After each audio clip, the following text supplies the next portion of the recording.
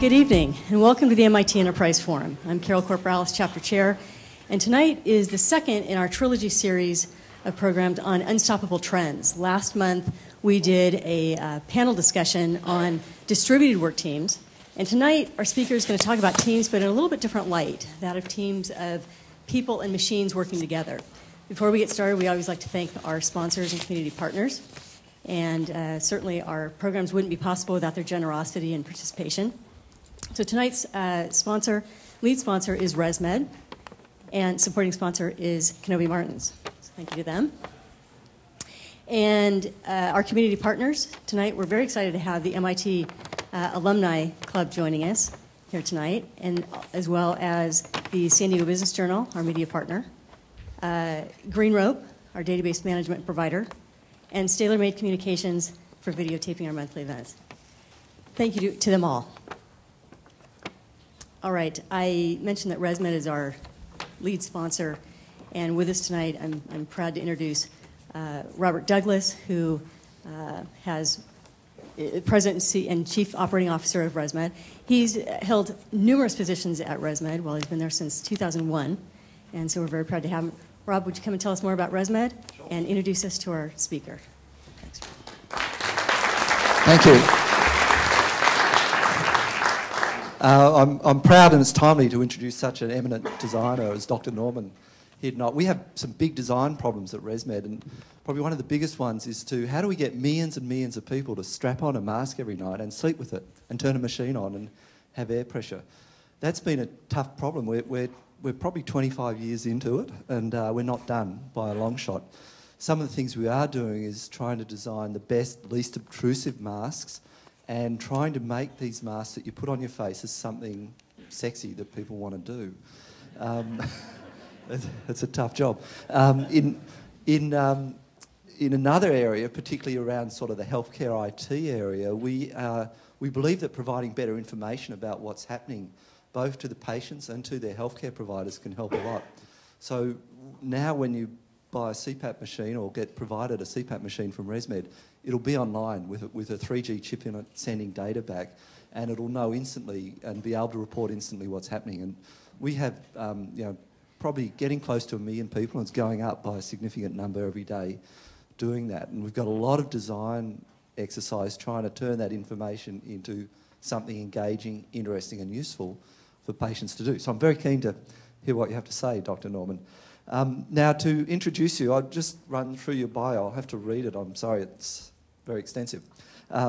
Dr. Norman has lived many lives, including being a professor of design, cognitive science, psychology and computer science at Harvard, Northwestern, UCSD, in addition to posts in Korea and China.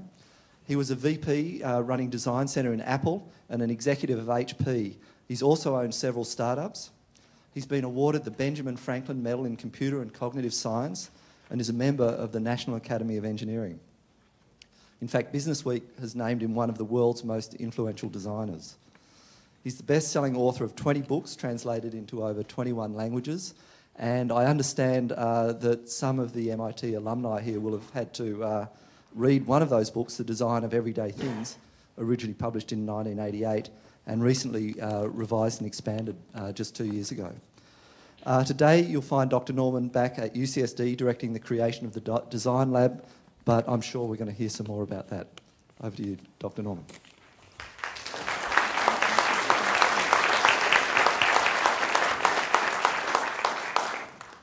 Thank you.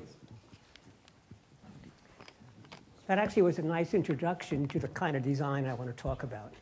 Because, design's a funny word. It means lots of things. There was a recent Wall Street Journal headline on the front page that said, "Designers play it safe." And so, and I grabbed the paper and started to read, and it was about fashion designers and fancy, expensive gowns. Well, they are designers, but that's not the kind of designer I am. To me, design is a way of thinking. So we call our work human-centered design because we're not engineering designers or fashion designers or stage designers or interior designers.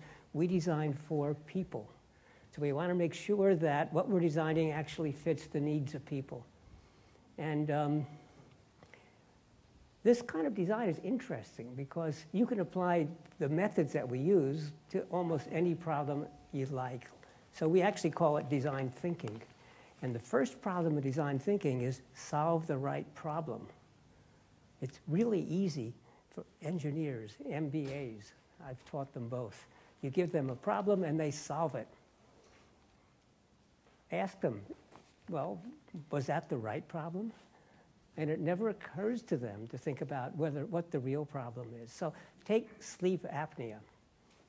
That was a really good example. I go to sleep and I have to put this mask on and it's uncomfortable and we hate it. And so one problem is how do we make it so it's more comfortable, smaller, less obtrusive?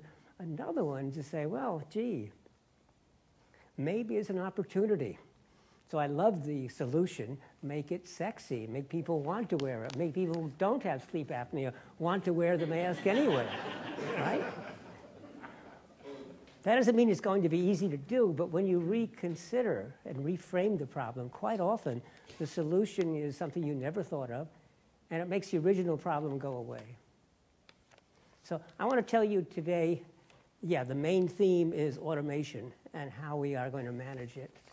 But I want to tell you a little bit about the design lab and why I'm here and what we're doing, and complain a bit to you about San Diego. And I will complain to you because you are the right people to complain to because you might make the difference. Do I love San Diego? Yes. I moved here in 1966, where I joined the newly formed university, UCSD, before anybody had graduated. And I stayed here for 27 years, living in La Jolla and then in Del Mar. And I finally left. Actually, Tom Peters, who's a successful business consultant, once told me the secret. And part of his advice was that I should leave. And here's what he said. If you're really happy in your job, it's time to change. You want to have ever-continuing challenges. So I was very happy at UCSD. I was treated very well. I enjoyed it. I loved living here, but I was missing new challenges. And so I retired, took an early retirement package, went up to Apple, where I became vice president of advanced technology, and that's where I started to learn about business, and that's where I learned that all the wonderful ideas I had about how products were made and how you do design and how you do engineering and all that, well, yeah, they were very sensible, but they were, well, academic. And so it didn't work in the real world. And I started to learn what the real world was about. And I won't prolong that, but I'll tell you, I learned a lot at Apple because I got to Apple in the bad years. I was actually very influential at Apple, and I'll prove it. As soon as I got to Apple, they announced that I had arrived, and the stock price immediately changed. It went down, and down, and down, and down, and down. And I went through a succession of CEOs. We started with John Scully, and went all the way down to Gil Amelio. And then Steve Jobs came back and said, I'm not going to worry about who's good or who's bad. If you're a vice president, go away. So he fired me along with everybody else. Nothing personal. Didn't even know me, right? But he got rid of my group, 250 people, so I fired them. And I went and got another job. And as soon as I left, the stock price started going up. Actually, he should have gotten rid of my group. The group was an excellent group. It was the research group. We were inventing the future. We had developed QuickTime. We had developed the speech systems. We were doing the search algorithms that are being used today in Apple Computer. We did a lot of good. But this was a company almost bankrupt. And so for a company that's almost bankrupt to have a division, thinking about the future, it really didn't make sense. So I can just tell you this about Steve, is that he saved the company and nobody else could have done it.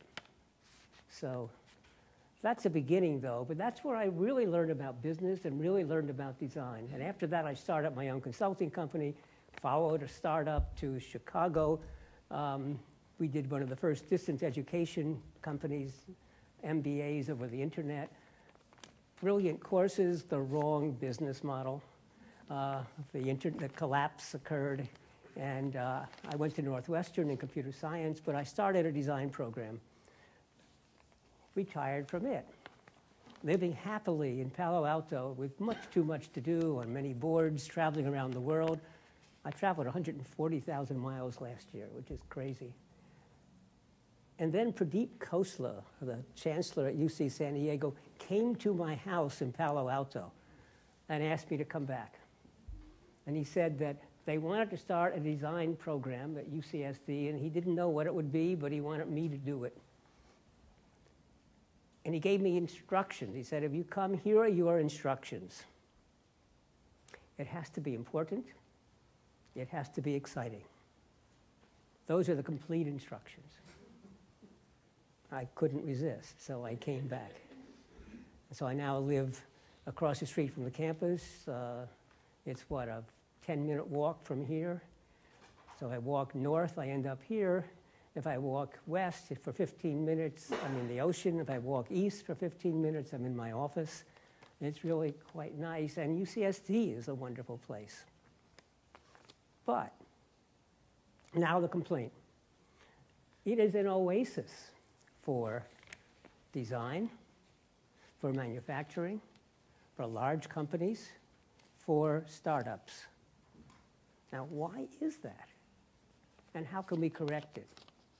So I'd like to help correct that. And one of the things I will talk about is what I think is about to happen in the manufacturing and startup arena, which gives us hope. So are there large companies here? Well, yeah, there's a couple. But there aren't very many.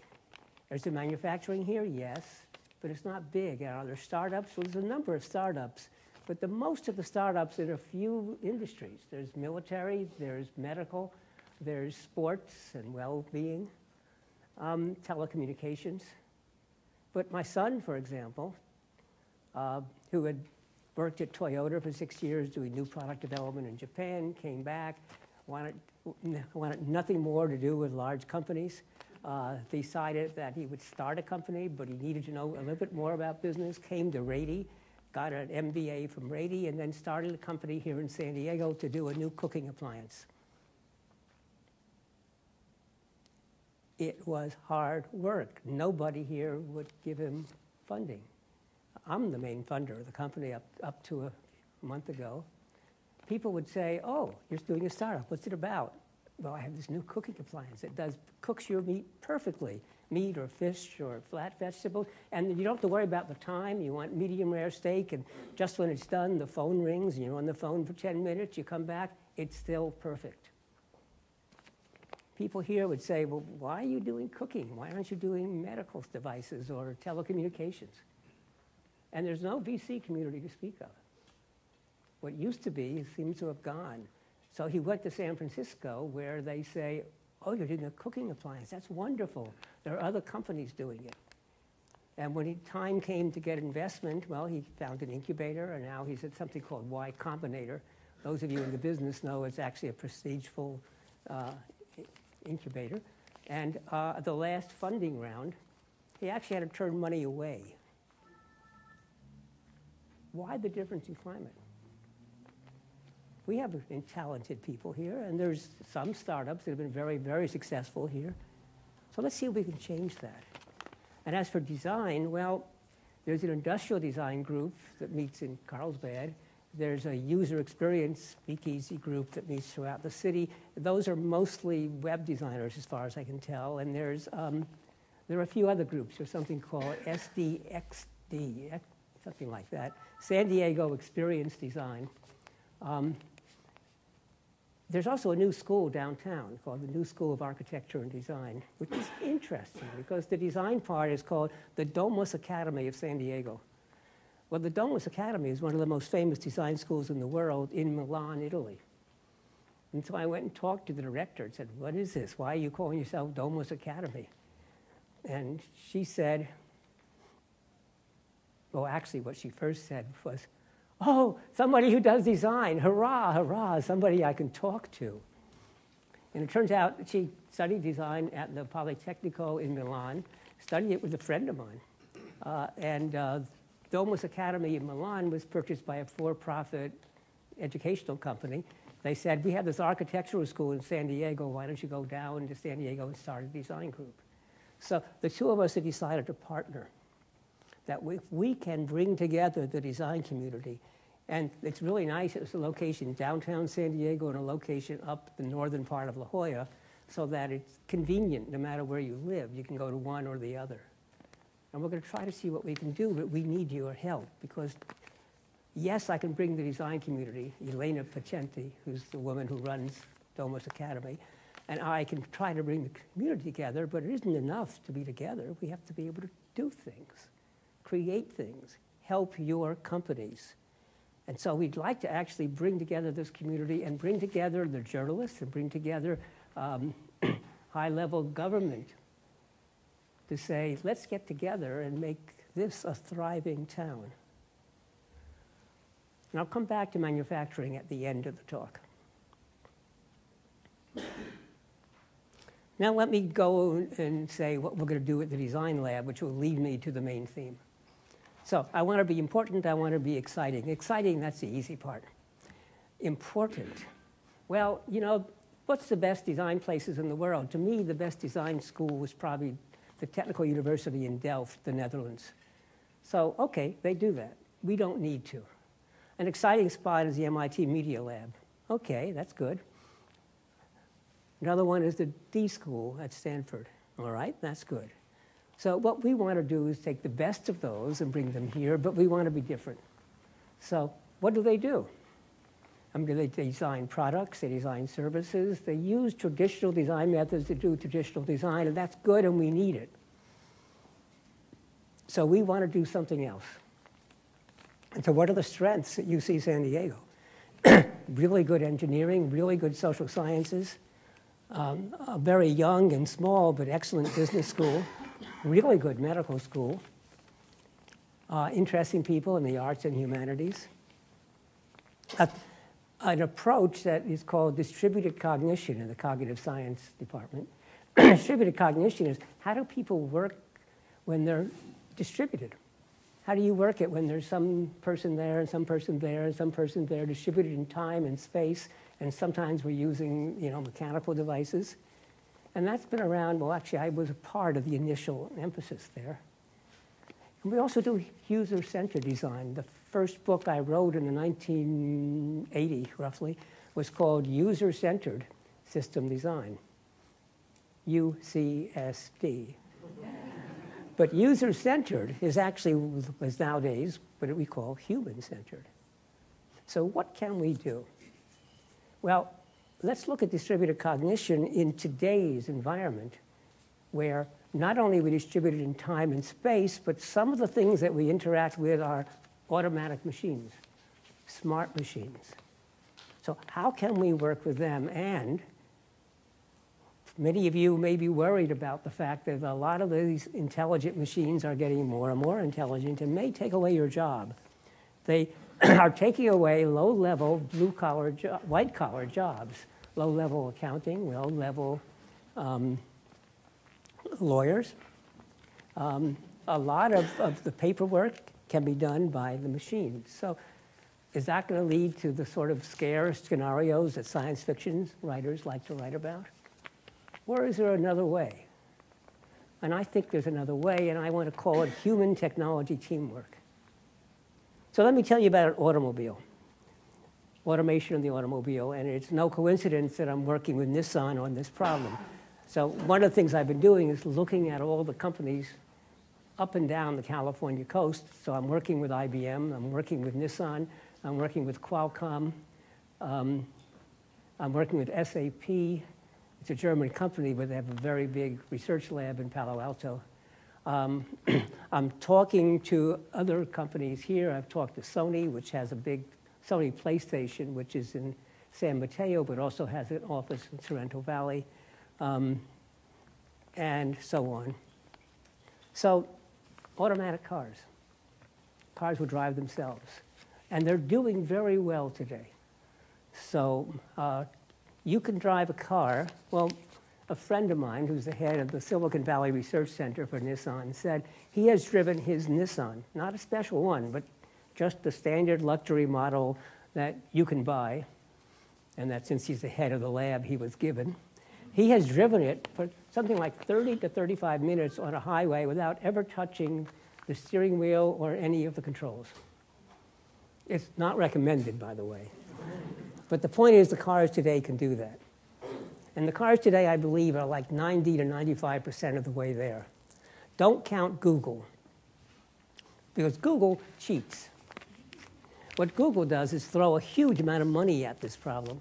And they have this really spinning LiDAR machine. It's a laser thing that goes around the top, which is like $100,000. So the other automobile manufacturers say, yeah, we could do that, but come on. We want to understand what could be afforded, what people can afford in a real car. Google also it's a secret only known to those in the automobile business. Their fully automated cars require fully detailed maps. I mean, really detailed, accurate to like an inch or two. And they don't let them ride on roads otherwise. And they're mapping these roads all the time. So if there's any minor construction or something, they change their maps. So that isn't going to work. Here's the real problem. The California law says you can have a driverless car if there's a person sitting there ready to take over when something fails. Exactly, yes. Thank you for laughing. In an airplane, if you're flying along, and I've done this, I've flown in the cockpits of 747s flying to Japan. I've done a lot of work on aviation safety with NASA Ames. And you're sitting there for a half hour, an hour, flying to Japan, 10 hours. There's nothing to do. The plane I flew in, Japan Airline, they let me fly in the cockpit. So you hand taxi. It's interesting. The only part of the airplane that is not automated is the driving. So you hand maneuver the airplane from the starting gate to the beginning of the runway. And then you push a button, and the plane takes off, and I don't know, 11 hours later or something, it lands at Narita Airport, goes to the end of the runway, and then the pilot has to, by hand, drive it to the gate. And suppose something goes wrong. We are really bad at monitoring, observing when nothing is happening. It's called the vigilance problem. We've known that since the Second World War. But that's what we're requiring people to do, to sit there and if something goes wrong, figure it out. Well, when something goes wrong in the airplane, and this happens, the pilots say, oh shit, and what's going on? And they have no idea. But pilots are very well trained. And in the training, every single accident that's happened in the last 15 years is programmed into the simulators, and they are all taught how to respond to them. And they get this over and over again, and they get trained every 6 months. And on top of that, if you're in the airplane and it starts crashing to Earth, yeah, you have 4 or 5 minutes. And skilled pilots recover. Now take the automobile, something goes wrong. Suppose you're traveling 60 miles an hour, 100 kilometers an hour. In 1 second, you've gone 90 feet or 30 meters. 1 second. Can you respond in 1 second? No, no way. So there's the danger. The danger is going to be what happens when something goes wrong. So we can't let anything go wrong unless we have a different model. So here's an interesting model. I call it the horse metaphor. Riding an automated car ought to be like riding a horse. So if you're riding a horse, even if you're not a horseback rider, you can understand this model. I can let the horse take me wherever it wants to go. I don't have to do anything. And I'm an expert horse rider because I've watched a lot of cowboy westerns.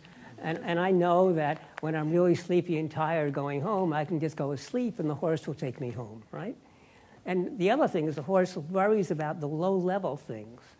Doesn't step on unsafe ground, won't go over the cliff. So I don't have to worry about that. But, and actually this in the horse riding literature, this is called loose rein riding. I let the reins loose and the horse knows that it's in control. But if I want to be in control, I pull the reins tighter. And now I can actually tell the horse what to do, or I can sometimes force it to do something it didn't wish to do, or stop it from doing something it wanted to do, but I don't want it to do. Now imagine a car that sort of had that same control. It took care of the low-level stuff. But I made sure it was going in the right path. I could ask it to go slower or faster or whatever. But the important point is, if I'm always working with the car as a teammate, then I always know what's going on. And if something does go wrong, what we call it in the loop. I know what's happening. Now, take that metaphor, and there's a research group in Germany that is actually working on this, building this. What do we do with other things? Well, disc jockeys. Most of the work a disc jockey does has been automated. It used to be they had to watch the crowd, figure out what music to play in their head. They choose what the tune is. They had to then go through all those records and find the right record, take it out, put it on the turntable, sync it up, and then do the transition. And of course, we then switched to CDs, and then we switched to completely electronic. And now it's really simple. You simply tell the computer what music should be, and then when you tell it to go, it does the syncing. And if you like the scratching sound, which they used to do with records, play the record forward and backwards, the modern controls have a little wheel that you can turn forward and backward and create the scratching sound. The point is the machine takes care of all the manual technical details, but you still need the disc jockey. And the disc jockey, moreover, gets to do the part that's really the fun part, which is watch the crowd, understand the crowd, decide when it's time to change the music or the tempo or the volume, and then figure out what piece to be selected and when to place it in. So it makes the disc jockey's job actually better and more fun, and did not diminish the power of the disc jockey. So the automation didn't get rid of the disc jockey, it helped the disc jockey. So where are the other cases? Well, take a look at, I have a friend, two friends at Northwestern that started a company that writes sports stories. So you give it the statistics of the game, and it writes this story about the game and how in the third hour, it's the third inning, the count was 2-0 or whatever, and suddenly, Jones hit a home run or hit a spiral into past the second base, and it was caught, it dropped. They know how to tell the story, and they do it from the statistics. Now, does that put journalists out of work? No. In fact, a couple of journalists have written that they like this because, first of all, you can now report on all the games that wouldn't otherwise ever get written up. The high school game, the little league games, the small college games. So a lot of the games that you would never send a reporter to can now have a little article in the newspaper that makes it sound really exciting. And the journalists can spend their time.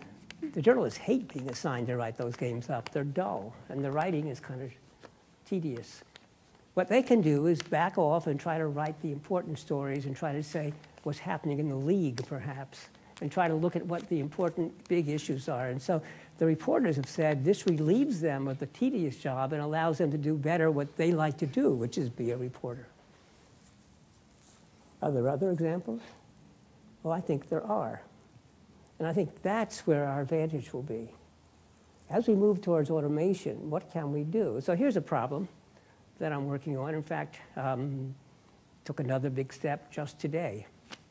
So the radiation oncology group at UC San Diego came to me and said, we've read your book, The Design of Everyday Things, and you have a big section on human error and medical error, and we wonder if you could come and talk to us.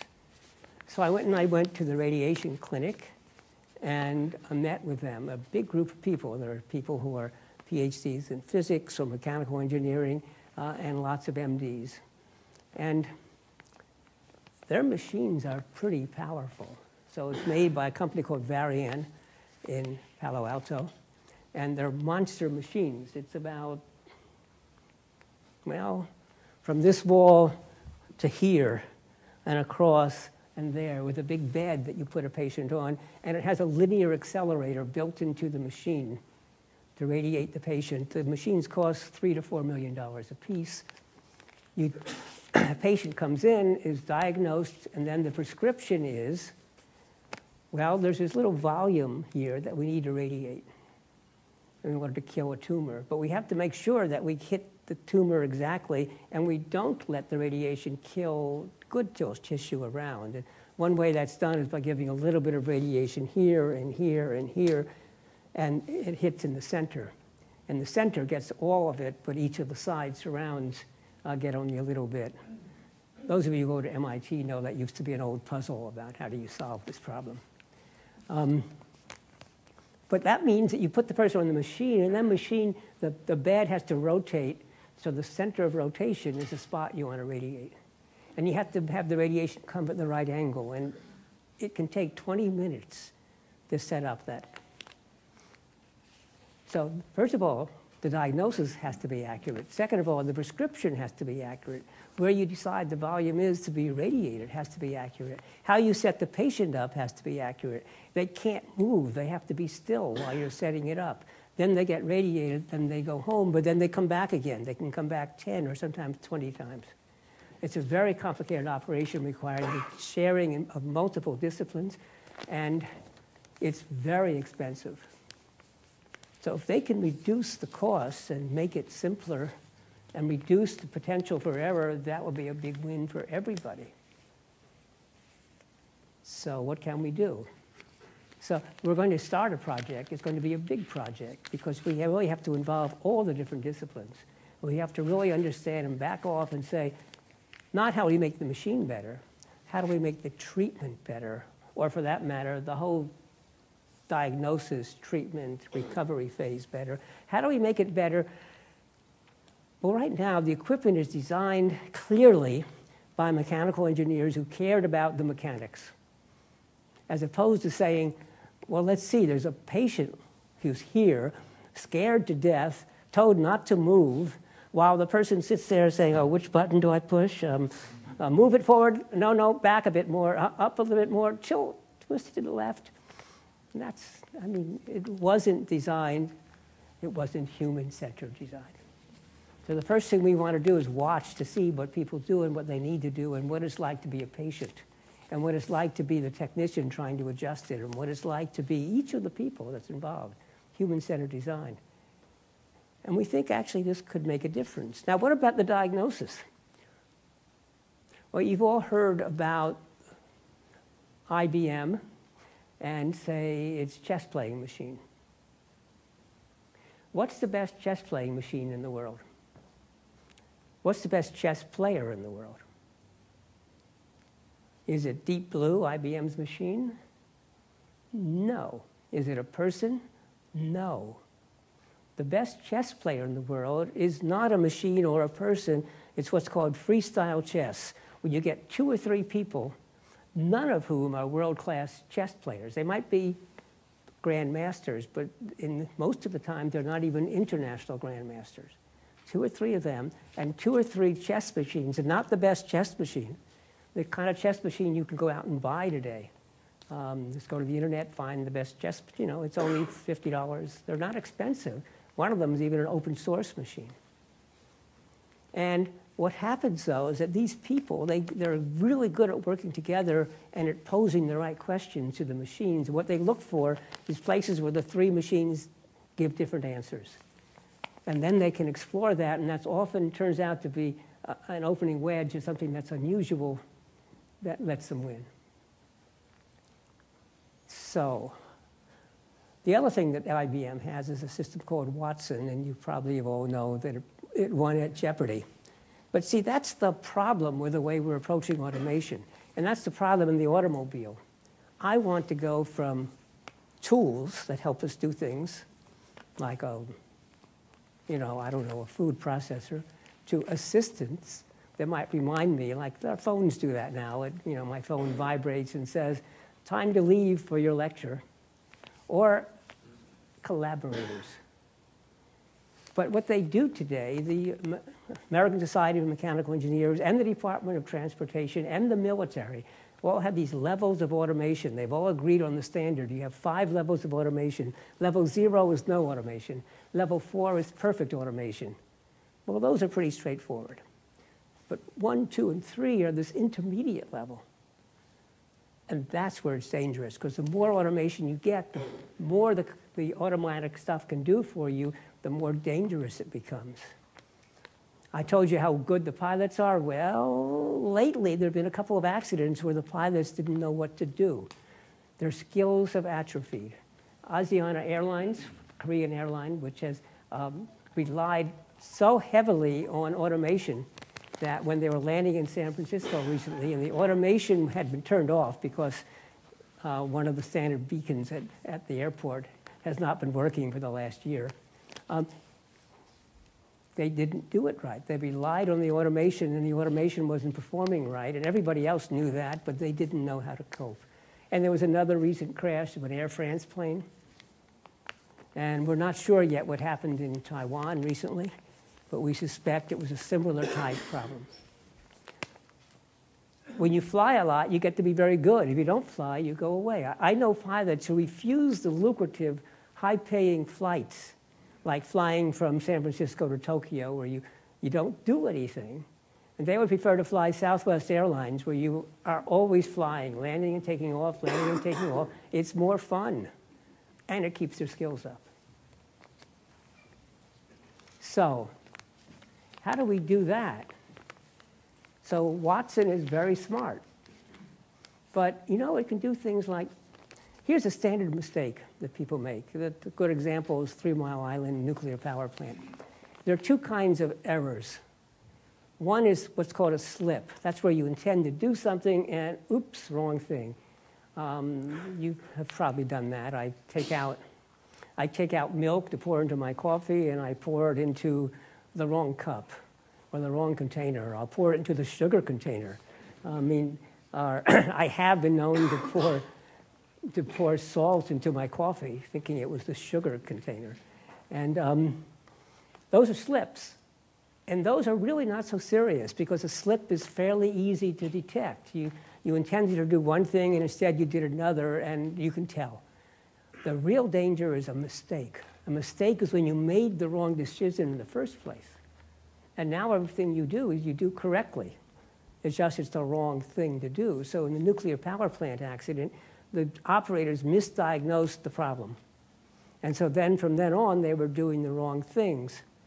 But when you misdiagnose something, they're not stupid misdiagnoses. These are real experts. So the misdiagnosis is always highly relevant to the problem that's there.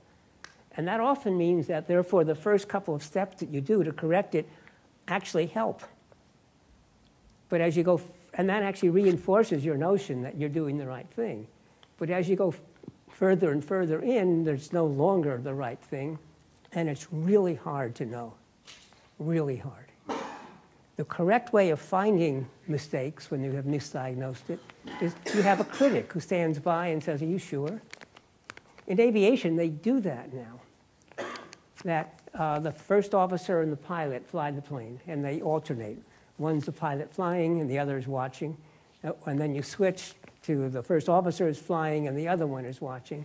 And you're supposed to criticize the other person. Are you sure we have clearance to take off? The altitude setting was 30,000. Let me see, did you set it right? Actually, that's really hard in Asia, because in Asia there's a hierarchy, and so it's very difficult to train people to critique others.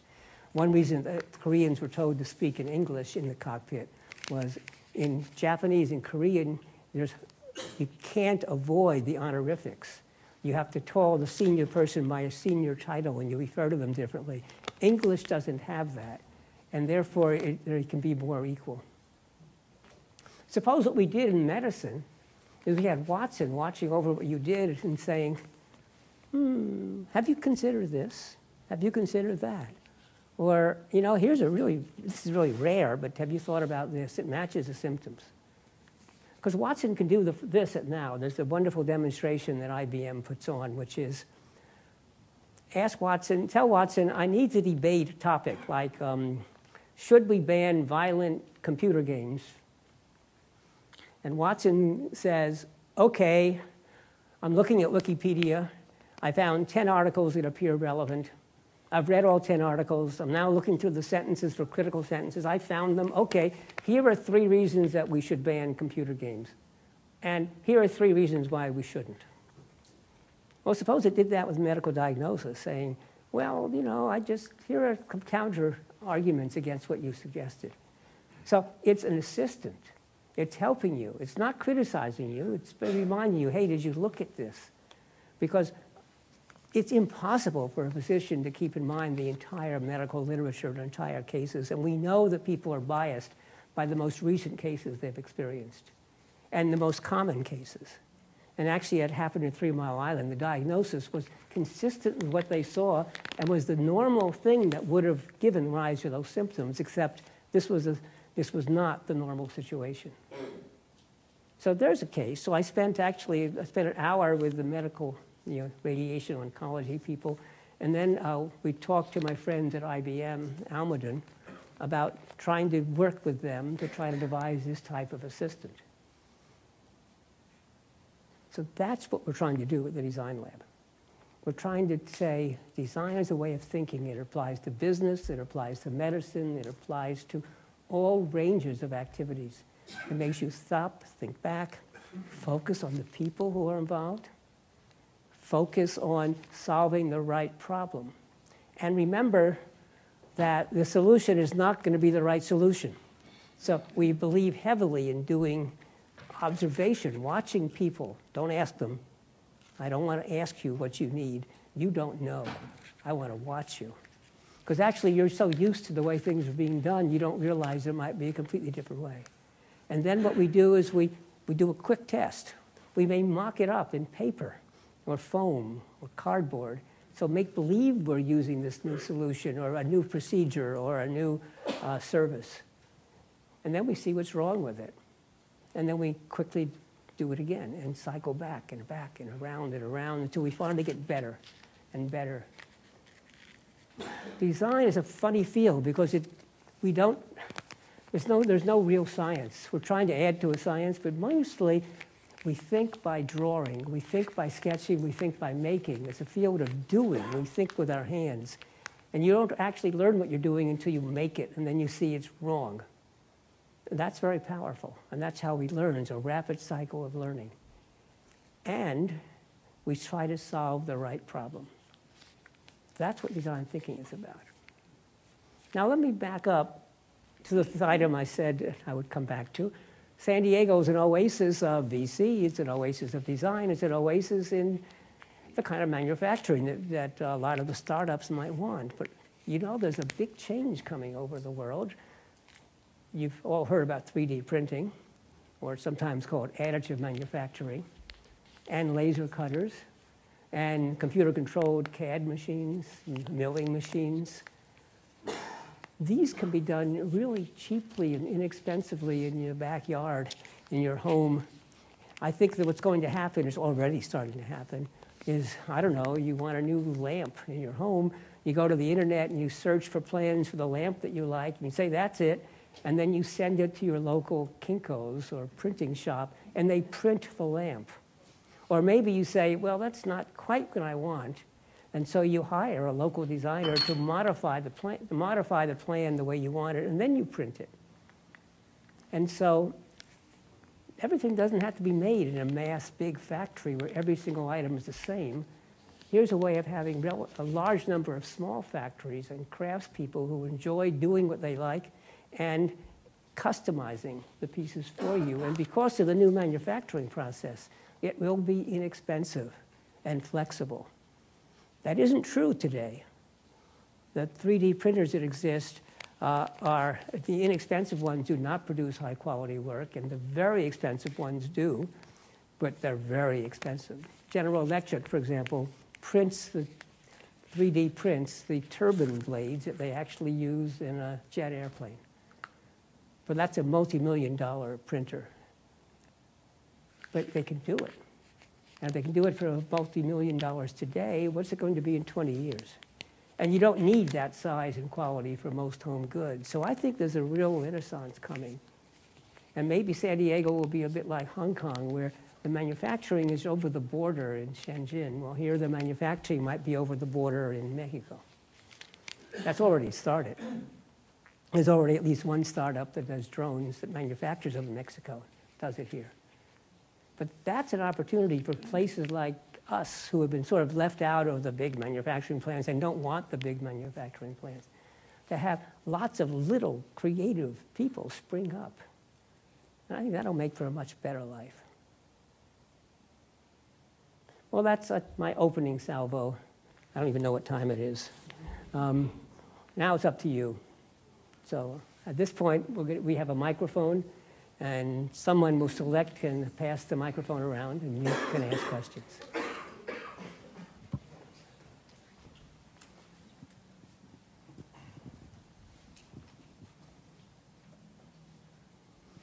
As we master the technology to turn it on and make sure it's not muted.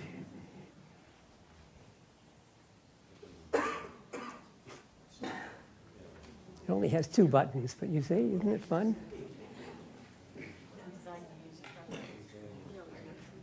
I saw a light, which means that something must be on. There we go. But say something into it. There we go. Okay. Hi, Dr. Norman. This is Drew Terry from ResMed. I'm interested to hear a little bit more about the myths that you busted when you went from academia up to what you call the real world at Apple. What were the things that you were thinking about in terms of the design process that you found didn't work in the, quote, real world? Well, academics, we have a problem when first of all, most academics have never worked in a company. Business professors have seldom worked in a business. Second, we tend to do toy problems because we want to teach in a quarter, which is 10 weeks, or maybe a semester, which is 15 weeks. So the problems we give students to solve have to be solvable, starting where they didn't know anything to where they can do something in 10 or 15 weeks. And we do it in isolation. When we try to teach design, we teach people to be creative thinkers and think of brand new, exciting ideas that will change the world. You know how many ideas that will change the world you're going to live through in your lifetime? I don't know. If it's 100, that will be a lot. That means they're rare. Most creative, wonderful ideas fail. And even the ones that succeed take forever. When I joined Apple, they had this wonderful product they were about to release, and I looked at it and I said, wow, that's going to revolutionize the world. And Apple released it, and it failed. They modified it and released it, and it failed. They modified it and released it, and it failed. And so it gave up, and they've never ever again, well, it depends how you count, but they sort of never have ever brought it out again. So why was I so wrong? I wasn't wrong. I was too early. What was the product? It was a camera that didn't require film. Digital camera. What was the problem? The problem was the infrastructure didn't support it. First of all, it could only hold 8 pictures. Well, that wasn't the problem, because that's what a regular camera, that's what a roll of film was. Second, you couldn't see the picture you just took. There was no display. Well, that wasn't the problem, because no camera had a display. But what did you do with the picture after you took it? You want to put it in your computer? Oh, you find the serial port, and you connect it, and you slowly download them to your computer. And actually, it completely fills up the complete computer memory. And then what do you want to do? Well, there were no inkjet printers in those days. So you wanted to, the whole point was I could be at an architectural site or a construction site and take a picture of the problem I'm having and email it to the designer or the architects.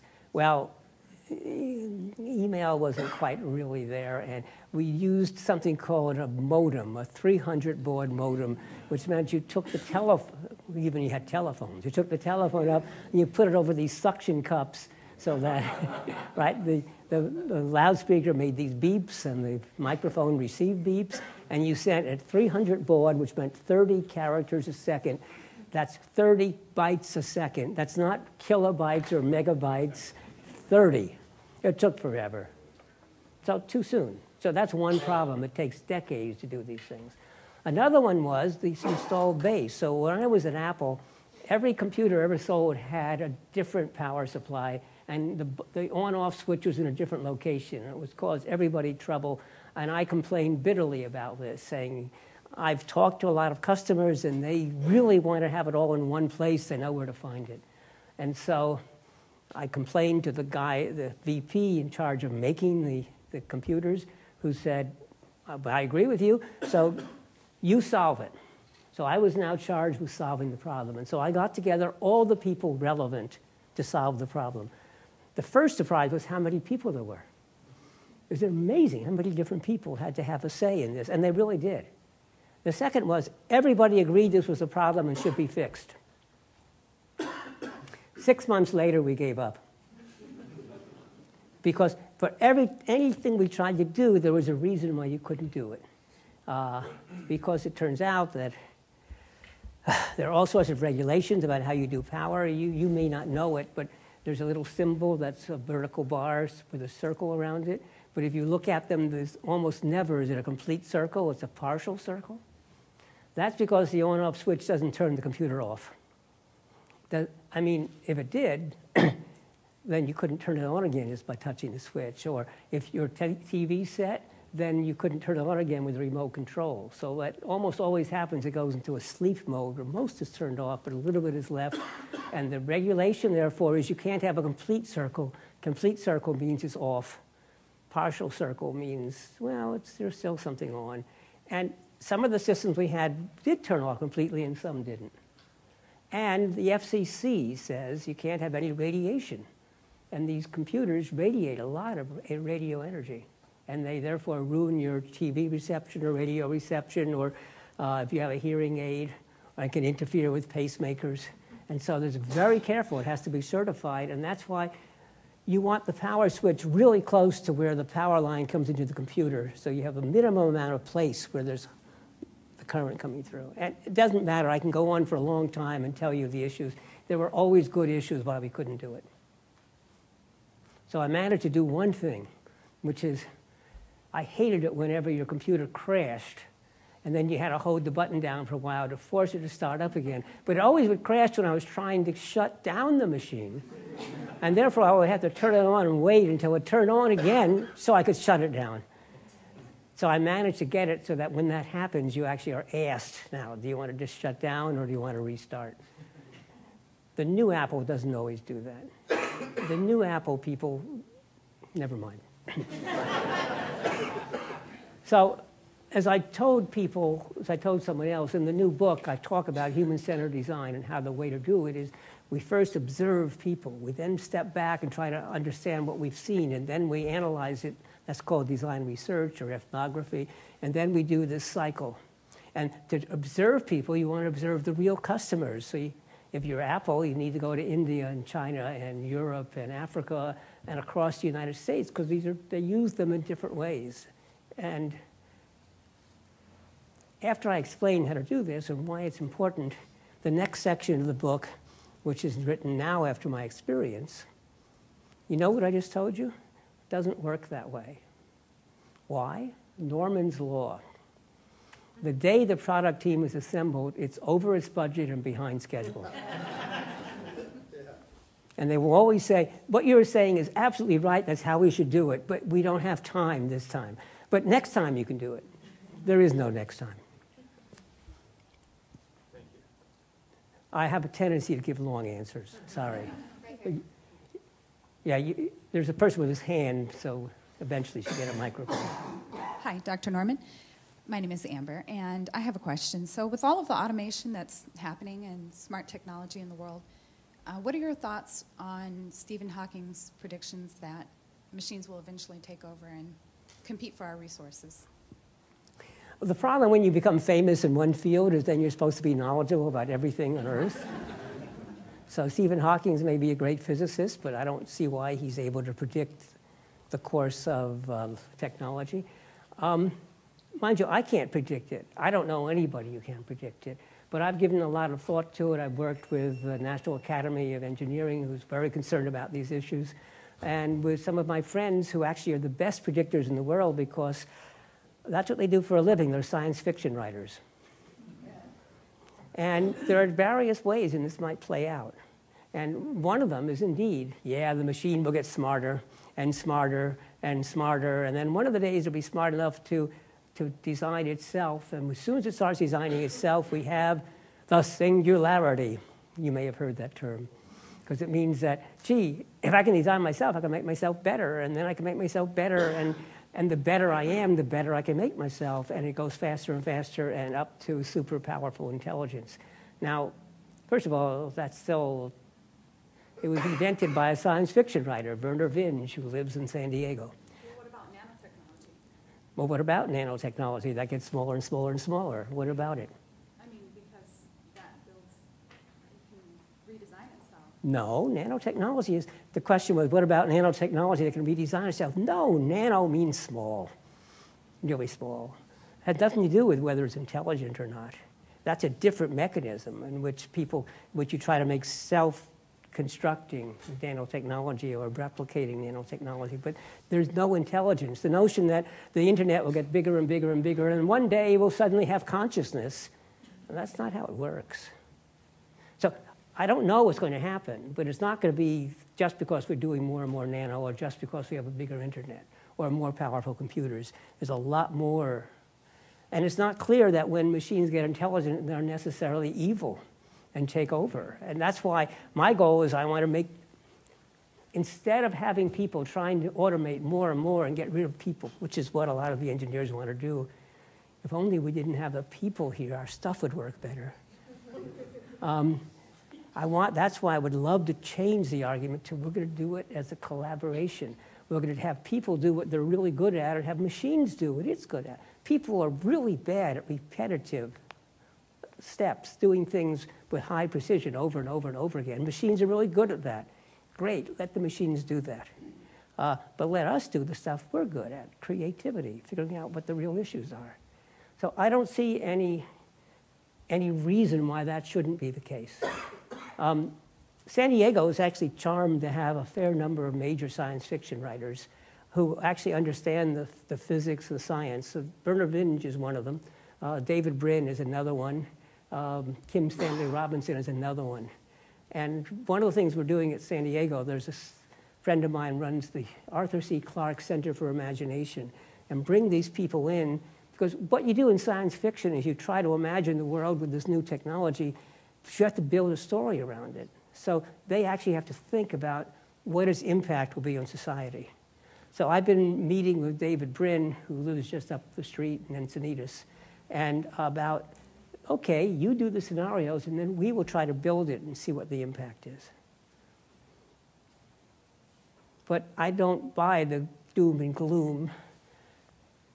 And let me just say that nobody can predict what's going to happen.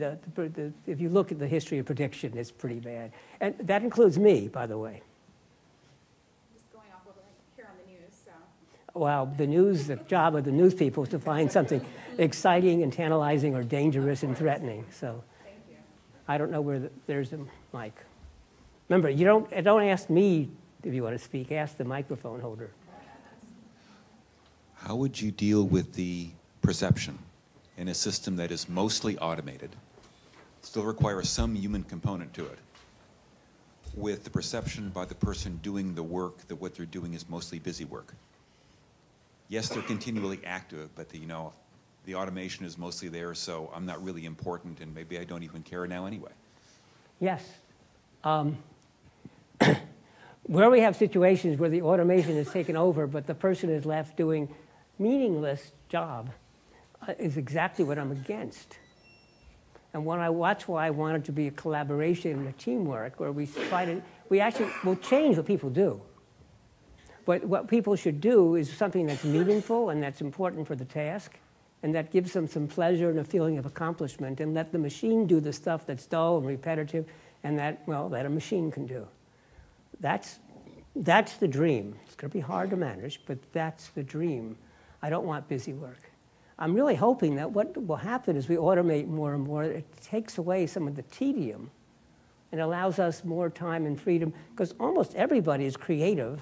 They're creative in very different ways, whether it's singing hip-hop or inventing new dance steps or clothes or telling stories or creating wonderful theatrical performances. And I want to free up people to do more of that, not make work. There is a problem. I mean, every new technology changes the way we do tasks. And the people who used to do the tasks that got displaced are displaced. And the notion that we can retrain them and give them new jobs usually doesn't really work. And so it is, I want to point out, this is going to be a difficult transition, but it has been since automation was introduced way back in the 1700s. The Luddites were not against technology. They got a bad rap for that. The Luddites didn't want to lose their jobs. They were textile workers. And their fear was correct. They actually did lose their jobs. And so the real question is, can we manage to do this while maintaining enough employment or a way of living for everybody? That's a hard problem. Well, actually, one thing I didn't say about the design lab is that we decided we would only work on hard problems.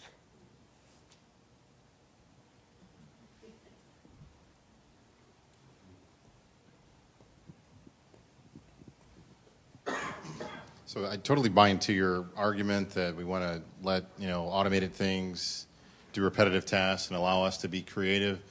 Is there a way that we can quantify or measure who is creative at what, so on and so forth, so that we allocate resources as best as possible to allow people to work on creative things, to be inventive, so that we all benefit? Or is that inherently something, I mean, to what extent can we even quantify that, to allocate resources so that we're being as productive as we can be? Well, it's interesting because when I started out, I went to MIT and I got a degree in electrical engineering, and I was about as nerdy as anybody you can imagine. And I then went to the University of Pennsylvania and did electrical engineering, and then I wanted to do computers, and there weren't computers yet, and so I discovered there was a new field opening up in psychology, of all things. The chair of psychology was a physicist, and they said, "You don't know anything about psychology? Wonderful." And I went in and I did a field called mathematical psychology. So I was all for measurement. And over the years, however, I've gotten less and less quantitative. And it's for this reason. I discovered all the mathematical psychologists went out with all these powerful mathematical tools, searching for problems. Where can I apply my mathematics? And I decided it was better to back up and say, what are the important problems? And let's address them and use whatever the best tools are. Actually, a good friend of mine, who I met when he was a graduate student, is a man named Richard C. Atkinson, Dick Atkinson. He was a mathematical psychologist, one of the early ones, and he too became less and less quantitative with time. For those who don't know, Dick Atkinson was chancellor of UC San Diego for a while and then became president of the entire University of California system, and now has come back and still lives in La Jolla. The trouble with measurement, it's well known that how can you improve something if you can't measure it? So you know what you're doing. But the problem with measurement is we measure what we can measure.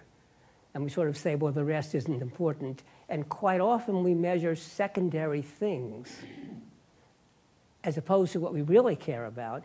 But then we think we're measuring the real thing. So, gee, when I drive my car, the car knows it should drive differently when it's slippery. But it can't measure slipperiness. So what it does is it looks to see if the windshield wipers are on. And it says, if the windshield wipers are on, it's raining. If it's raining in the road, it could be slippery. Well, that's not a bad logical statement, except you all know that isn't completely true, that the road, for example, after it stops raining, the road is still wet. And besides, it's most slippery at the very beginning of the rain when the oil then becomes slick. But it may not even be enough water to turn on the windshield wipers, but you have to be careful about measurements. I'm a fan of measurement, but hey, if we're looking for things that are really creative and you think you need to measure it to know whether it's creative, come on. When you go and see an exciting play, what do you measure? Or a musical performance, or your favorite band, or whatever.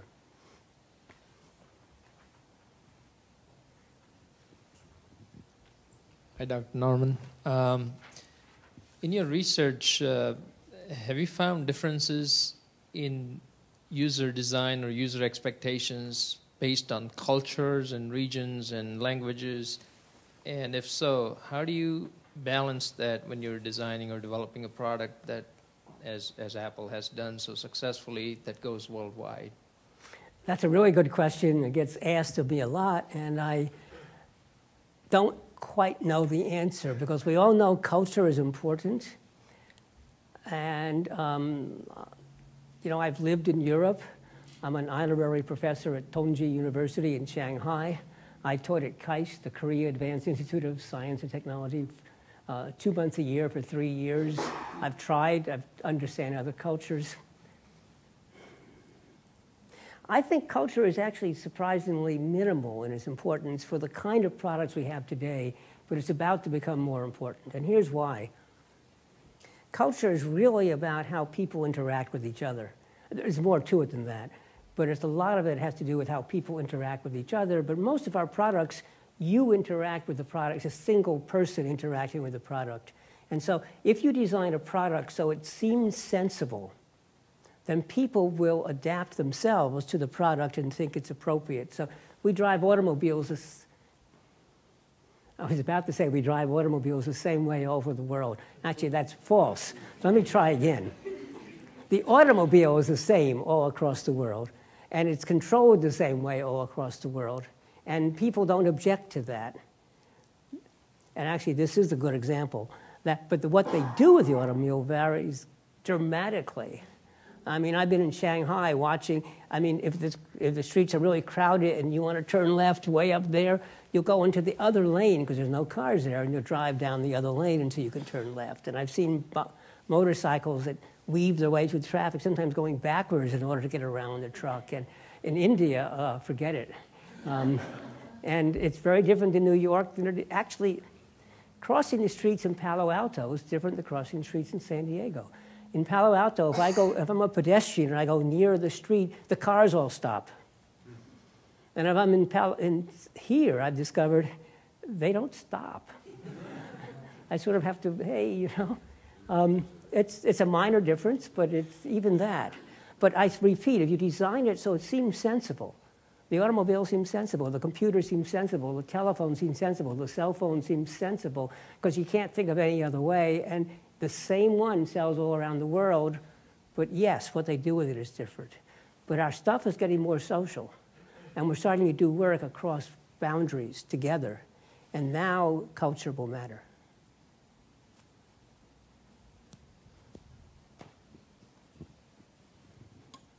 She has to see you, not me. Thank you. Efficiency is the main driver of automation in corporations, but it seems that oftentimes what's more efficient isn't not necessarily better.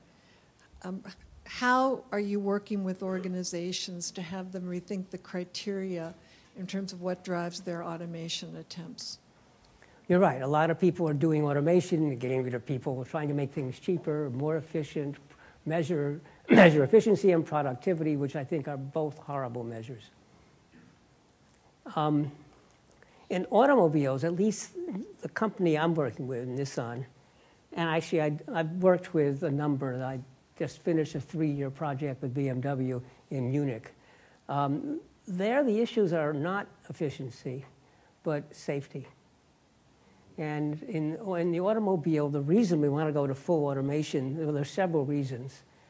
There is an efficiency reason, but just think about safety. We kill about 35,000 people a year in automobile accidents. In the United States alone, a larger number across the world.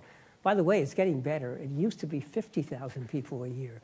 And even though we're driving more and more, the number of deaths have gone down. We injure about 6 million people a year. And I don't care how much you like to drive, I bet you hate driving in crowded commuting traffic. And it's really not safe. And so one of the reasons for full automation is to relieve you of the tedium so you can be doing other things, and second of all, to dramatically improve safety. Now, it will be more efficient too, because we can put more cars in the same amount of space, and the cars can be driving closer to each other, and that actually allows them to, they're more efficient that way. Bicycle riders do that. They drive close to each other. But yeah, I'm not a fan of productivity. And here's a good example. The service design people from operations talk about service calls. And they want to improve the efficiency of the service call operator, so they want to minimize the time. And they're all worried about the cost of the service lines, as opposed to, first of all, is it a fun job to have? It's a horrible job. So it may be more efficient, but people quit all the time, and the retraining cost is very high. So you're actually not saving money if you count in the training costs. And second of all, they're not serving the customers well. I mean, do you enjoy talking to the people reading their script in the service centers? No. And so if you wanted to maximize customer satisfaction and maximize employee satisfaction, I think it would be better for everyone. I mean, I've had experiences in the service line where they were so good and so efficient and so helpful that it made me like the company better. So if you take away the simple numerical measurement of efficiency or productivity, we might actually make the company as a whole more productive, as opposed to trying to maximize this little local service, the cost center service bureaus. No, it's a chance to have a one-on-one interaction with your customers.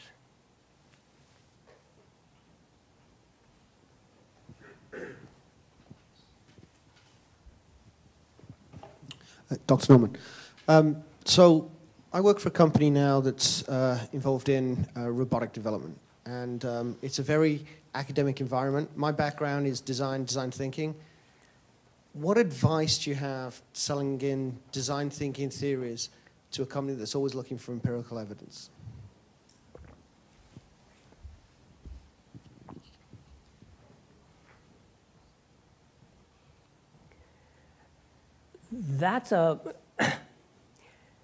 See, it's an interesting problem that the companies are run by hard-nosed engineers, and when you come up with something, they say, where's your proof? And actually, this is a problem we have a lot in this field because we do testing, say user testing, and then so afterwards they want to see our statistical measures, and then they want to see a bigger and bigger report.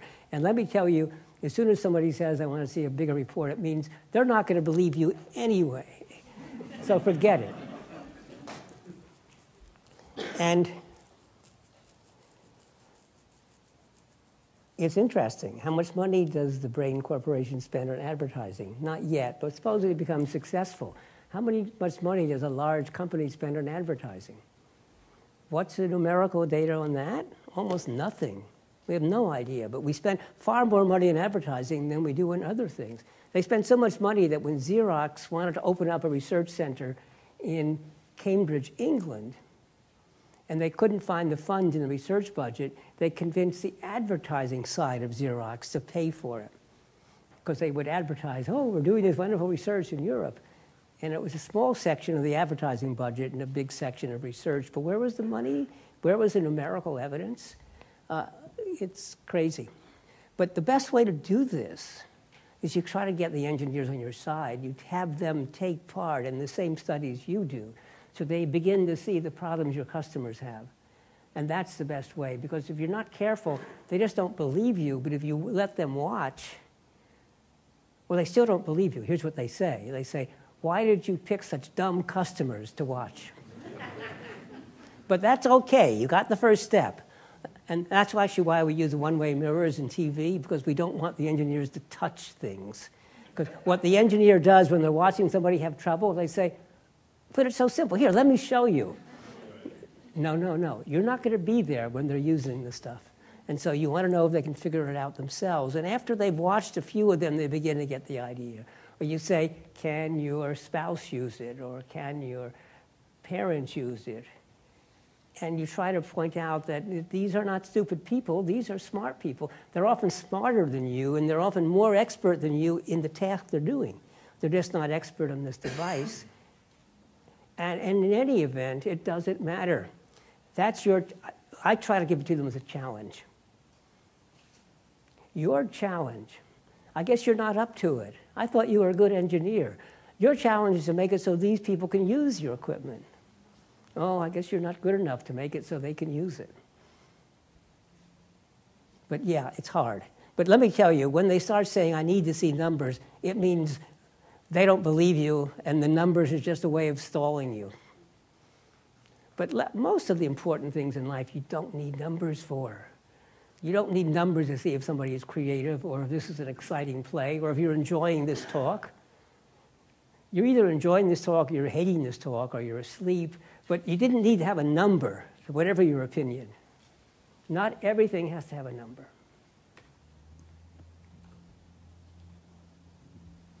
It's Joe Danielle at Acorn Technologies. It's on. Can you speak to the role of crowdsourcing in design, and especially human design? I'm talking about things like, well, we're seeing iStock photo, we're seeing Innocentive, we're seeing a lot of these new crowdsourcing methodologies. Is there any such methodology for design that you can foresee? There are all sorts of really exciting things that are happening now because the internet allows us to get so many people together to solve problems. One of the things that's happening is it's called A/B testing. Amazon did this a long time ago. When someone said, you know, I really don't like the way we're placing the advertisements. I think it would do better if they were here, or if we, laid them out this way. Instead of arguing about it, they would simply whip up a test page and they would show it. Every other customer would get the standard method or the new method. And with Amazon, in an hour, you had hundreds of thousands of people doing each method, and you could see what worked. That's not quite crowdsourcing, but it's the beginning. It's called A/B testing. A friend of mine, Albert Lin, who's actually part of our design lab, he got his PhD in material science at UCSD and said, material science is dull. I don't want to do that. So what am I going to do with my life? And he wandered about trying to figure out what to do with his life. And he said, I come from Asia and Genghis Khan. That's one of the great heroes of time. And people never found his tomb. And I wonder if I could find his tomb. And he said, but lots of explorers have gone looking, so that's not the way to look. So why not satellite photos? So he found a company that has all the satellite photos, and God, there are tens of thousands of them, and each of them incredibly detailed. And how am I going to do it? So I will crowdsource it. So what he did is he enlisted people. He put it on the internet, and he enlisted people to look for it, look at these photos, and mark interesting sites. He carefully didn't say what he was looking for. Anything that you think is interesting. And over time, they soon discovered they discovered trails and roads, and he would show this to people who are experts in the area who said, oh yeah, those are the old paths and the old roads, and that's part of the Silk Road, and we know about that, and oh, we didn't know about that one, that's interesting. And oh yeah, that's a well-known burial mound, and that's another one, and that's a good standard archaeological site, and oh, this looks interesting, we've never known about that, and he soon discovered he had to do more than just put the pictures in front of them. There was a way of collecting them, collating them. You didn't just trust what one person did. You had to have like 40 or 50 that agreed upon it.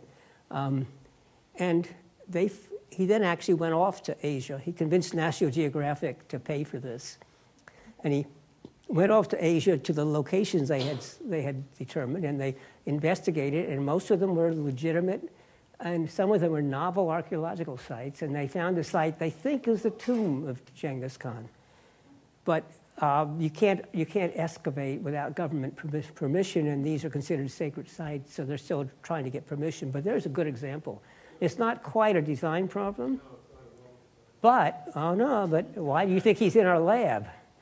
And we just hired someone who had worked with him, just got his PhD from Carnegie Mellon, and is doing exactly the same thing for educational games. He's designing educational games, and you put it out on the internet, and people are doing things, and you're trying to see which methods work and which don't, and where the kids keep excited, and that's a crowdsourcing. We're able to get the non-experts to work on it. Yes. Where a lot of the creativity is. Yes.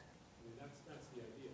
Yes. I was just sort of exploring that idea. So Albert is still very much interested in exploring and pushing the boundaries. Experts tend to be in a silo, or cocoon.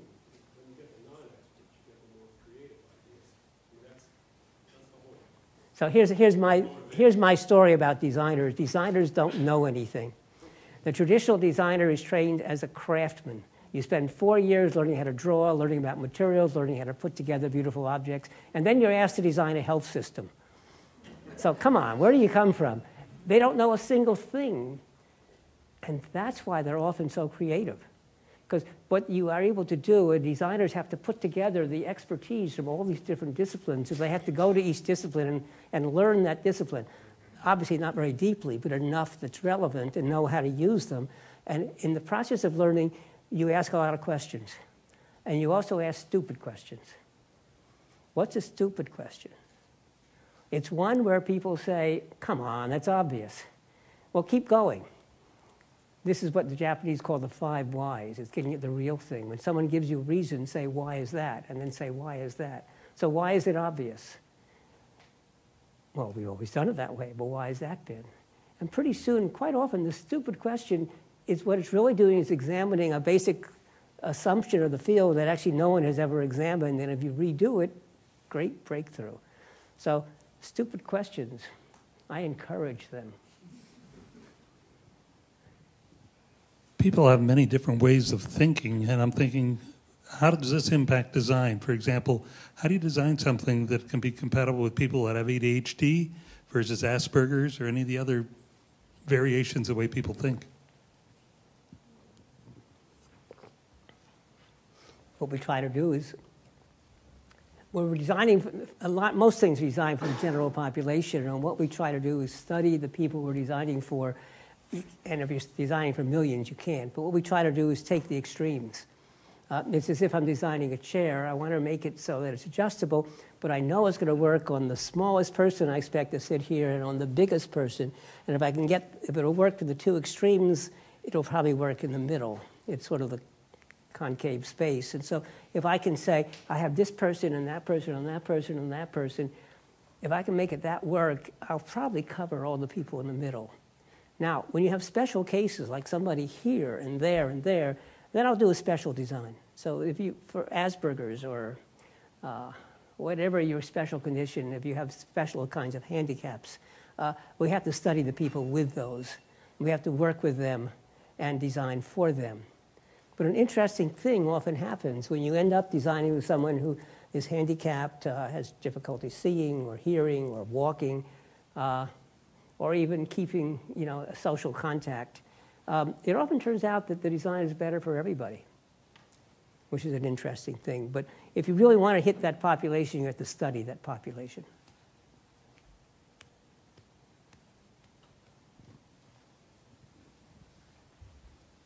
Thanks. My name is Barry Schwartz. I want to know if any school systems in this country or other countries are going in the direction you'd like to see with respect to man-machine cooperation. There's more and more interest in this. There's been a couple of papers in the artificial intelligence journals about trying to make collaborative assistance.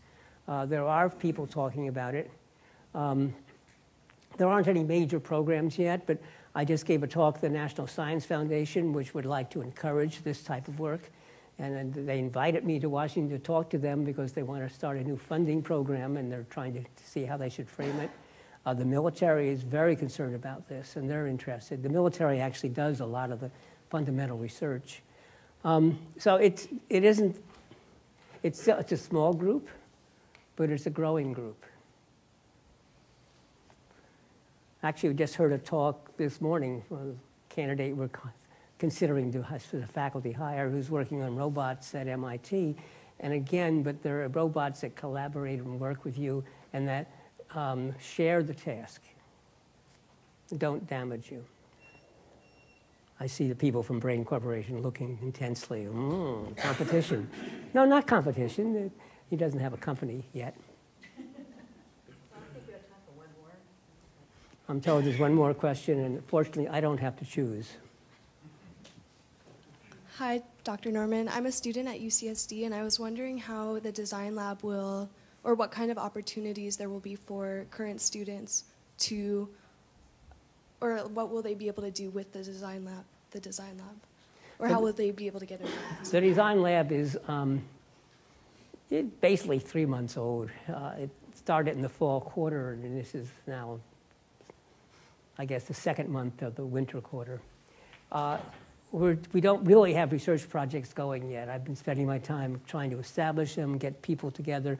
I have an advisory committee from the business school, the theater, visual arts, computer science, mechanical engineering, cognitive science, psychology, et cetera. And it's time we started. We are starting to do some real projects. We're just in the process. We have received some funding from companies. I'm trying to, obviously, to get more. I sometimes think that's my main job, is fundraising. And, but there's also a lot of people who want us to teach, including the executive vice chancellor, who's basically the provost, the person in charge of all academics, who said, okay, for next year, we want to see some courses from you. And the deans. So I have dinner with the deans periodically, and the deans finally said, yeah, let's get some courses, but let's make sure they are courses that are across the university. So I'm meeting with, I have now met with the Dean of Business, the Dean of Engineering, the Dean of Arts and Humanities, and the Dean of Social Sciences separately to get to understand how we can do this so all 4 schools are together. And I'm now meeting with the department chairs to make sure they're happy. It's really hard to do this stuff in a university, because if I start teaching classes and they say, you're using my faculty to teach your classes, but we need them for our classes, or you're getting credit for our classes and you get all the money in the credit. And so I'm being very careful. No. If we want a psychology class, there's a course in engineering psychology. For our program, it will be called a psychology course, and you will get all the credit and the money. That's surprisingly hard to do, by the way. And I'm working on it, and we're developing this. And we're about to call another meeting. So I want to meet with the deans, the chairs, and the faculty, and have them work together. So, look, I was chair of 2 different departments at San Diego, psychology, then cognitive science. I was a vice president at Apple. I was a senior executive at HP. Being a high-level manager, those of you who know, it's basically you're a psychiatrist. The whole point is, can you convince people, or better yet, can you somehow manage it so the people think it's their idea? And that's what I'm working on. But my hope is that we will start teaching courses, if not the fall, then by the winter. It may not be in the fall. The only way to teach a course in the fall is if I do it. We're working on that. The problem is in the university, if I want to teach a course in the fall quarter, I have to get permission like next week. And so that's what my hope is. But yes, next year we hope to have courses, exciting courses. Actually, if you go to our website, there's a list of courses already in design that are existing. And most of the minor courses that we will put together will be from that list. And our website, for those who want to try it, is designlab.ucsd.edu. If you go to design.ucsd.edu, you end up in the theater department, which is okay, because they do theater design, and the woman who runs that program is a member of our advisory board. And I said, well, if you have that design thing, fine. Well, you keep it at, because the work they do is incredibly exciting and innovative. And Judy Nolan, who's, and as far as I can tell, she's in New York half the time receiving awards for the sets and the costumes she's designed. So I'm happy with that. So designlab.ucsd.edu is a list of design courses, and we'll keep it up to date. Thank you. John Norman, thank you very much. It's quite a treat. Thank you very much. Thank you. A few notes before we adjourn. Please keep in mind our next program is March 11th, so mark your calendars and join us for that. We're going to be talking about the industrial Internet of Things and really focusing on the